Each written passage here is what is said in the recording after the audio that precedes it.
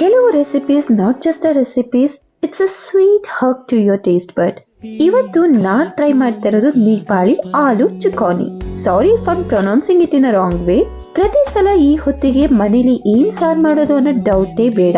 Just 5 minutes ಇದ್ರೆ ಮನೇಲಿ ಮೊಸರು ಆಲೂಗೆಡ್ಡೆ ಇದ್ರೆ ಸಾಕು. You can also do this recipe. You won't believe me, just watch it now. ಆಲೂಗೆಡ್ಡೆನ ಬೇಯಿಸಿ ಇಟ್ಕೊಂಡು ಈರುಳ್ಳಿ, ಹಸಿಮೆಣಸು, ಸ್ವಲ್ಪ ಬೆಳ್ಳುಳ್ಳಿ ಹಾಗೆ ಕೊತ್ತಂಬರಿ ಸೊಪ್ಪನ್ನ ಸಣ್ಣದಾಗಿ ಚಾಪ್ ಮಾಡಿಟ್ಕೊಳ್ಳಿ. ಹಾಗೆ ಆಲೂಗೆಡ್ಡೆನ ಡೈಸ್ ಆಗಿ ಕಟ್ ಮಾಡಿಟ್ಕೊಳ್ಳಿ. ನೇಪಾಳಿ ರೆಸಿಪಿಗೆ ನಾನ್ ಟ್ರೈ ಮಾಡಿದ್ದು ನಮ್ಮ ಕರ್ನಾಟಕದ ನಂದಿನಿ ಮೊಸರು. ಎಷ್ಟು ಕಾಲ ಕಳೆದ್ರು ಆ ಎಮೋಷನಲ್ ಕ್ರಶ್ ವಿತ್ ನಂದಿನಿ ಗಟ್ಟಿ ಮೊಸರು ಬೇರೆನೆ level.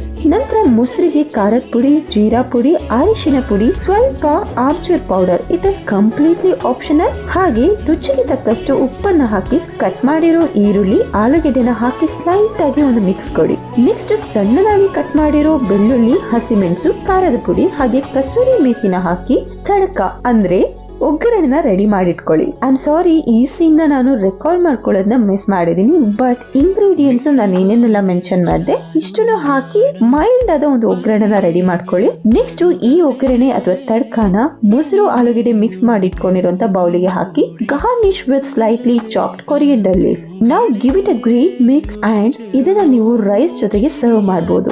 Personally I felt it is also